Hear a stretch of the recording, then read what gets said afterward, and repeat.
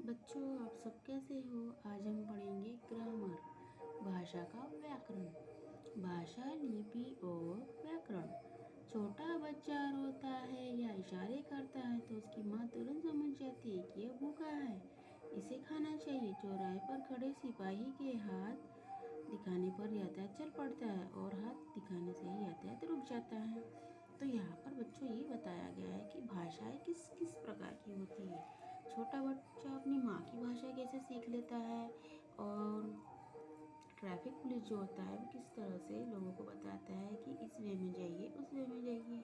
इसी प्रकार जहाँ विचारों का आदान प्रदान होता है, किंतु संकेतों के माध्यम से, इसे हम भाषा नहीं कह सकते। अब हम नीचे देखेंगे। बच्चे, ऊपर दिखे चित्र को देखकर आप समझ गए होंगे कि व्यक्ति अपने विचार लिखकर या बोलकर दूसरों तक पहुंचा सकता है तथा इसी तरह दूसरों के विचार जान भी सकता है। जब तक हम कुछ बोलेंगे नहीं, कुछ कहेंगे नहीं, तो हमारे विचार दूसरे कैसे समझ पाएंगे। इसलिए हम विचार को अपन प्रकट करते हैं। कुछ लोग लिखकर प्रकट करते हैं, कुछ लोग बोलकर प्रकट करते हैं। भाषा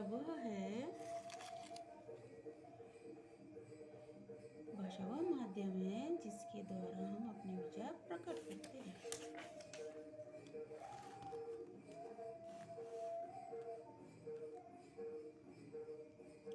भाषा के दो रूप होते हैं बच्चों। एक होता है लिखित, दूसरा होता है मौखिक। जो भाषा हम बोल कर व्यक्त करते हैं उसे कहते हैं मौखिक भाषा, और जिस भाषा को हम लिखते हैं, लिखकर व्यक्त करते हैं, वो होती है लिखित भाषा। अब देखेंगे हम परिभाषा, लिखित भाषा की परिभाषा और मौखिक भाषा। मौखिक भाषा, जब बोलकर हम अपने विचार प्रकट करते हैं तो उसे मौखिक भाषा कहते हैं।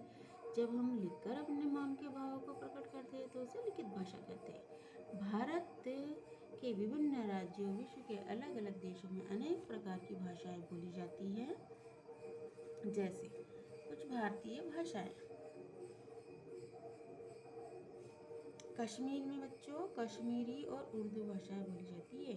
पंजाब में पंजाबी, राजस्थान में राजस्थानी, उड़ीसा में उड़िया भाषा बोली जाती है, बंगाल में बांग्ला बोली जाती है, और तमिलनाडु में तमिल भाषा बोली जाती है। उसी प्रकार बच्चों दूसरे देशों में जो भाषाएं बोली जाती है उसे कही जाती है विदेशी भाषाएं। और हमारे देश की भाषा क्या होती है? देशी भाषाएं। तो चीन जो देश है उसकी भाषा कौन सी है? चीनी। स्पेन की स्पेनिश, फ्रांस की फ्रेंच, जर्मनी की जर्मन, अमेरिका की अंग्रेजी, नेपाल की नेपाली। ये क्या है बच्चों? भाषाएं। भारत की राष्ट्रभाषा हिंदी कब हुई? 14 सितंबर 1949 को हिंदी भारत की राष्ट्रभाषा बनी। कब बनी बच्चों? हिंदी भारत की राष्ट्रभाषा कब बनी? 14 सितंबर 1949 को हिंदी भारत की राष्ट्रभाषा बनी। अब हम देखेंगे बच्चों, मुख से निकलने वाली ध्वनि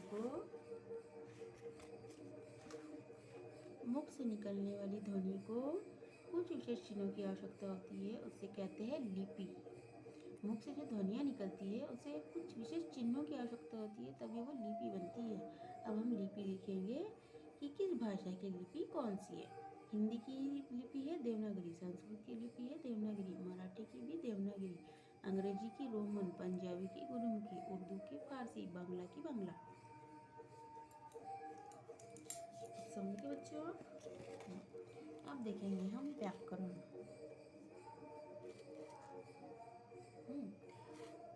किसी भी भाषा को शुद्ध रूप में बोलने, पढ़ने या लिखने के लिए व्याकरण की आवश्यकता होती है।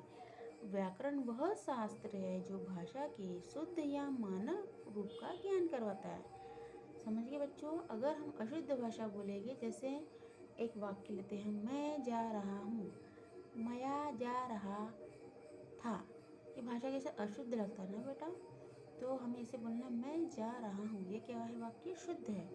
और जैसे किसी व्यक्ति को अगर हिंदी नहीं आती है या वो दूसरी लैंग्वेज बोलता है, मराठी या इंग्लिश, अगर वो हिंदी बोले तो वो अशुद्ध भाषा बोलेगा, तो उसका जो वाक्य है वो थोड़ा अशुद्ध होगा। तो वो होता है अशुद्ध रूप। और शुद्ध रूप के लिए हमें, किसी भी भाषा के शुद्ध रूप के लिए हमें उसका ग्रामर, उसका व्याकरण जानना बहुत आवश्यक होता है। तो हम देखेंगे। अब आज हमने इस लेसन से क्या जाना बच्चों? भाषा वो साधन है जिससे लोग आपस में विचारों का आदान प्रदान करते हैं। दूसरा, भाषा के दो रूप होते हैं, मौखिक और लिखित। मौखिक ध्वनियों को जिन चिन्हों से लिखा जाता है उसे क्या कहते हैं बच्चों? लिपि। व्याकरण के द्वारा भाषा के मानक रूप का ज्ञान होता है। मानक रूप मीन्स शुद्ध भाषा। किससे सीखने मिलती है हमें? व्याकरण के द्वारा। तो बच्चों हम थोड़ा इसी का ग्रामर देख लेंगे। राजस्थान की भाषा क्या होगी? राजस्थानी। उर्दू की भाषा फारसी। सड़क पर लगी लाल बत्ती की भाषा कौन सी होगी? लिखित। हिंदी भाषा की लिपि कौन सी है बच्चों? देवनागरी। अब इस पे देखेंगे हम। देख, मिशोरी को इसको कैसे बनाइए? कश्मीर। जाबीप पंजाबी। लमया मलयालम। लिपाने नेपाली। स्पेनिश। जर्मन। अब हम जोड़े मिलाएंगे। मराठी रोमन, अंग्रेजी देवनागरी, हिंदी देवनागरी, उर्दू फारसी, पंजाबी गुरमुखी, बांग्ला। भाषा के रूपों में लिखित दो उदाहरण लिखना। हमारे भाषा के कितने रूप थे? दो, मौखिक और लिखित। उसके उदाहरण देना है कि मौखिक भाषा और लिखित भाषा के उदाहरण। मौखिक भाषा का उदाहरण हो सकता है गाना गाना, बोलना, भाषण देना। लिखित भाषा का होता है चित्र बनाना, पत्र लिखना, कहानी लिखना, निबंध लिखना या लिखना। एक स्थान भरिए। व्याकरण हमें भाषा का डैश रूप बताता है। क्या आएगा बच्चों इसमें? मानक भाषा। व्याकरण हमें भाषा का मानक रूप बताता है। संस्कृत भाषा डैश लिपि में लिखी जाती है, देवनागरी। भाषा मन के विचार प्रकट करने का साधन है। लिखित भाषा में हम डैश मन के विचार प्रकट करते हैं। कैसे? लिखकर। लिखित भाषा में कैसे विचार प्रकट करेंगे? लिखकर। तो बच्चों आज का हमारा वीडियो आप लोग को पसंद आएगा। आज हमारा क्लास 4 का ग्रामर का सेक्शन फर्स्ट लेसन कंप्लीट होता है। बाय बच्चों।